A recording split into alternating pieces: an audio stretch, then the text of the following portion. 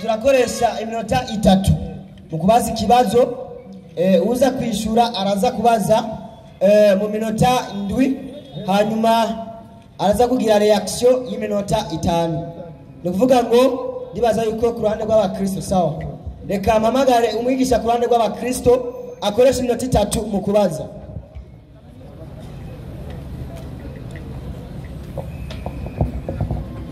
Izina ry'Imana rya cyubahiro.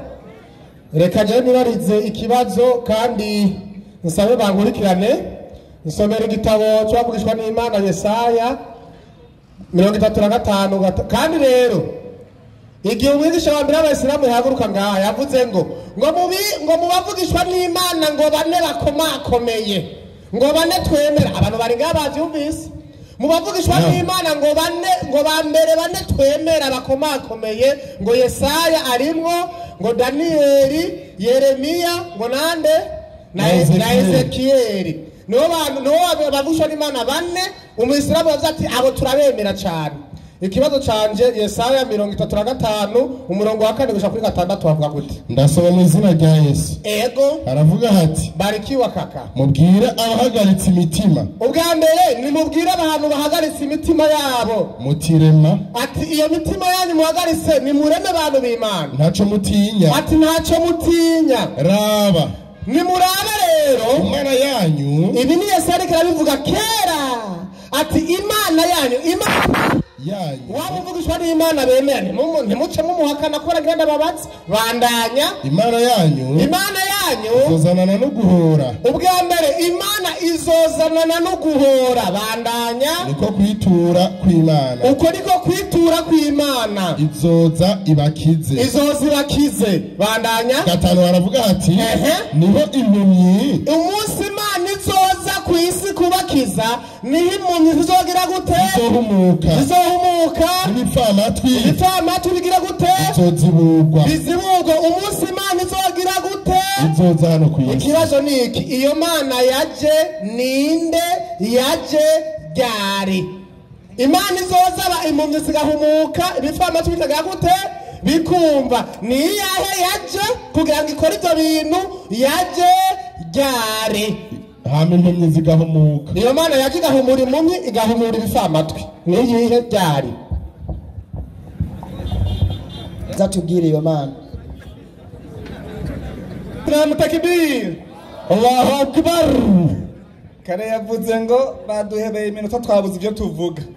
Nawe ngo arayihebye.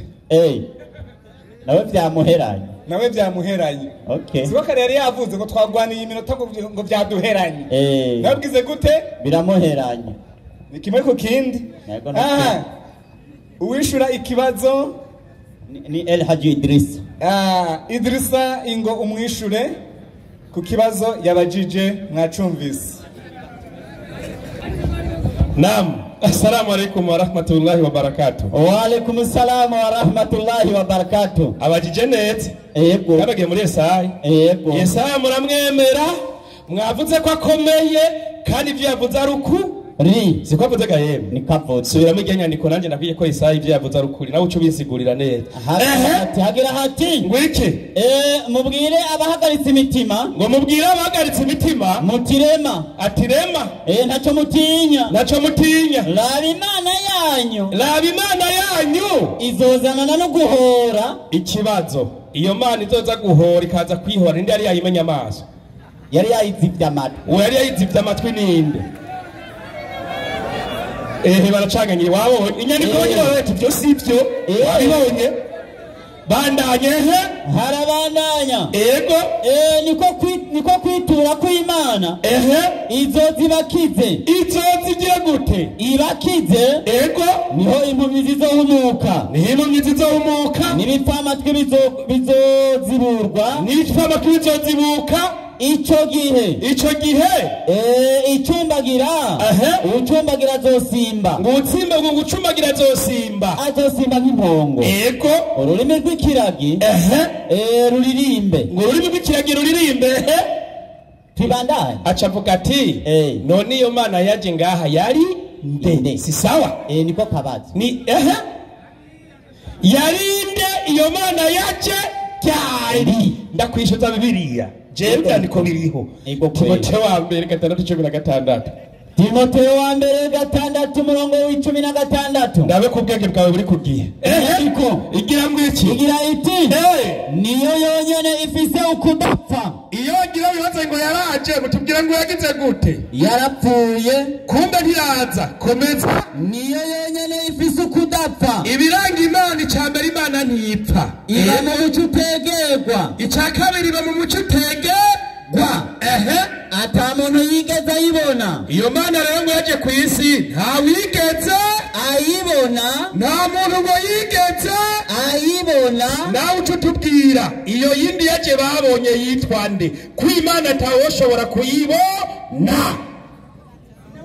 si sawa kandi umurongo nibo bawutanze imana ntishobora kuboneka iba mu muco utegerwa imana ntipfa mbega Yesu koko yarapfuye burya nimba yarapfuye si imana nimba atapfuye urumva acabwira ko ari imana komeza inyandiko harabandanya yego iba mu muco utegerwa imana iba mu muco utegerwa mbega iyo yaje ku isi hari uwayegera akayibona jewe ntawe nabonye jewe ntabwo nokwemeza ibyo kubera imana iba mu muco utegerwa komeza ata muntu yigeze ayibona nta muntu n'umwe yigeze abona iki imana iyo mana rero izoza abantu bagahumuka ntiraza kiretse niyaza mu nyuma atawushobora kuyibona ntawoshobora gutera gute kuyibona ntawoshobora kuyibona jewe nasinobeshe n'abayibonye ko na bibiliya ntivyemeye icubahiro n'ubushobozi bidashira bibi vyayo amen iyo niyo nyishu iyo rero sinzi mvuga iyo ariyo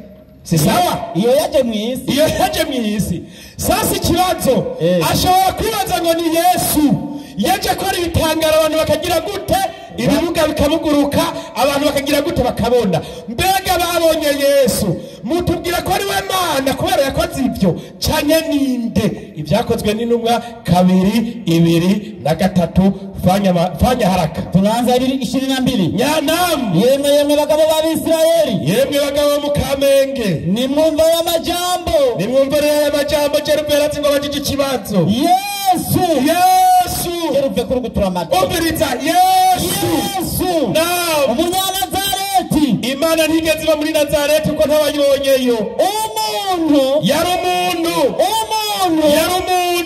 imana yashimagirishije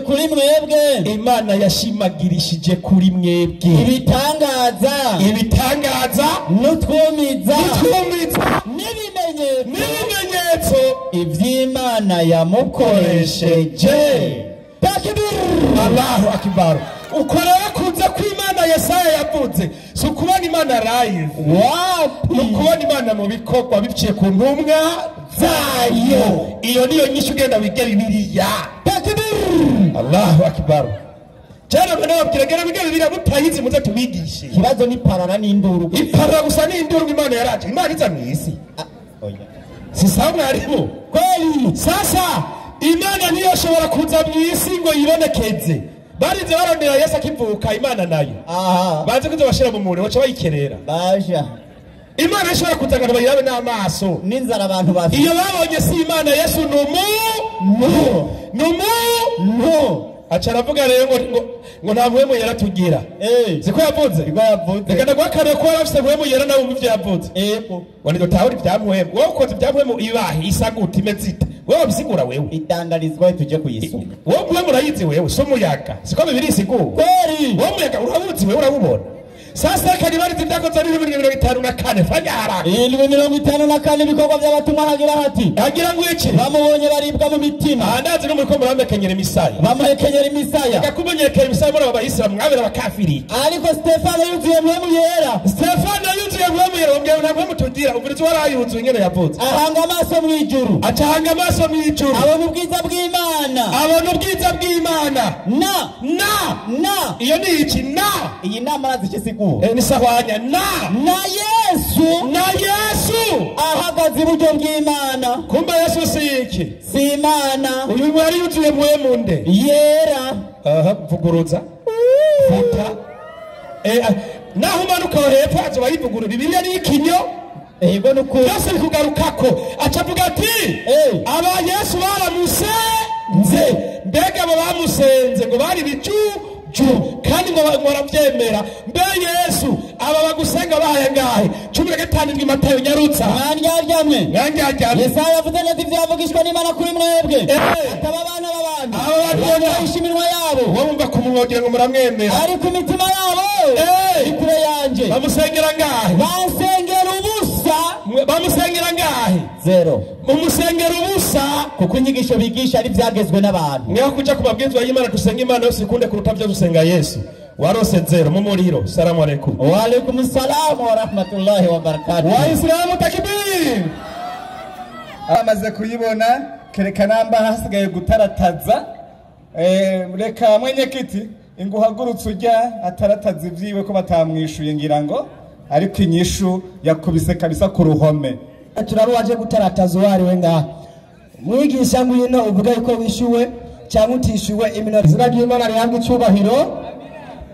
Jana narababwiye ati buri kintu cyose gica ngaha muze muraba umuntu uko avuze nuko yumvira hama musengera ingorane uwo muntu aba afise. Yego umviriza ikibazo canje none sinsubiyemo amajambo gakarero k'ingorane y'umuntu subiyemo ibyo navuze ngo none subiyemo ibyo navuze ngo none umuntu badafise ingorane afise ikibazo nizo navuze nsubiyemo abitsome iyo ngorane rero bari buca musengera. Yego umviriza ikibazo canje nibarije kandi nagiye buke haganyere Yesaya 35 gora ku murongo wa 4 n'uwa 6 havuga gute ikibazo kiratomoye havuga gute havuga hati mubwira abahagaritse imitima mutirema ati ni mubwira abantu bose y'abisilamu n'abakirisu bahagaritse imitima ati yemwe ni mureme naco mutinya yari Imana yanyu izozanana no guhora ubwa mbere Imana izozanana no guhora mu yandi majambo izozanana no gutunganya guhora ni gutunganya ikintu cyari kimeze neza ukwiriye ukuruka mu ukuri bandanya niko kwitura kw'Imana izoza ibakize Imana izoza ibakize arabandanya kuvuga ati bandanya impumyi zizohumuka Imana imaze kuza kubakiza impumyi zizohumuka n'ibipfamatwi bizozibugwa ico gihe ucumbagira azosimba nk'iki n'impongo. Ica nibariza ikibazo iyi Imana izoza kugira ngo ihumure impumyi ibipfamatwi bikire ibimuga bivugurugwe ni Imana iyihe wewe wacumbwira ati iyi Imana ni Allah Imana yaje ukaburanyishuye hamati byabaye gari kwatubwira ati byabaye cyagiye Muhammadi yahabwa ubutumwa ari mu ishamba rya Jabal Yego aho ari kunyishuye mugabo iyo nyishu yari kuva hehe kandi atakuru ufise kuri iyo nyishu. Iyo Mana rero yaje igahumura abantu igakiza impumyi niyihe yaje ryari nico cyari ikibazo. Luka 7 mereza manjonjo were ku murongo waho wa 18 paka 22 nipe mafu aravuga ati Yohana abigishwa biwe bamudondera ivyo byose Yohana amagara babiri mu bigishwa biwe abatuma ku mwami Yesu yabatumye kuri inde umwami Yesu bandanya ati mbega uri wa wundi akwiye kuza cyangwa twitegundi umiriza Yesaya yavuze ngo Imana izozikiza impumyi.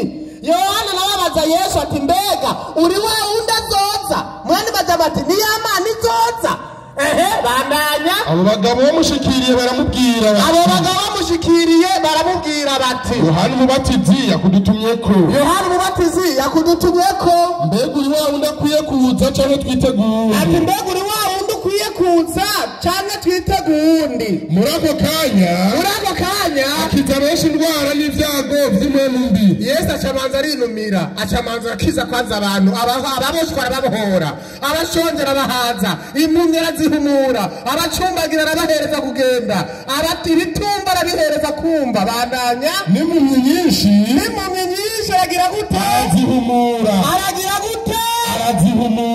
bandanya maze abishura gute genda mu mubarire Yohana ivyo mubonye n'ivyo mwumvise. Genda mubwire Yohana ivyo mubonye n'ivyo mwumvise. Impumyi zirahumuka. Impumyi ziragira gute?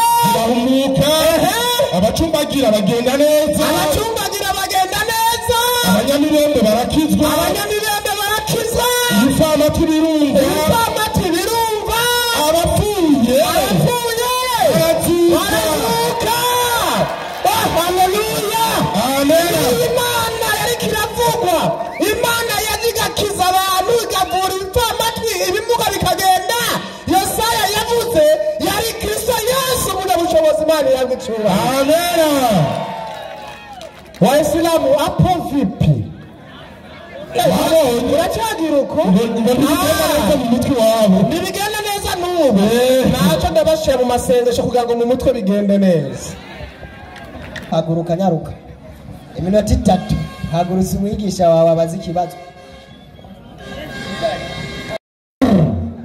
Aha, reka mu mwanya tugiye kubaza ikibazo. Babe baritegura mbona baguma baraba Yoshua ngo baterera kandiko. Ni hatari. Ntibazi nikazo giye kuza yibagiye ko umwarimu ari inyuma aje kubaza ikibazo. Yareka bayabone. Samson, mwalimu Samson aze kugira ngo abaze ikibazo.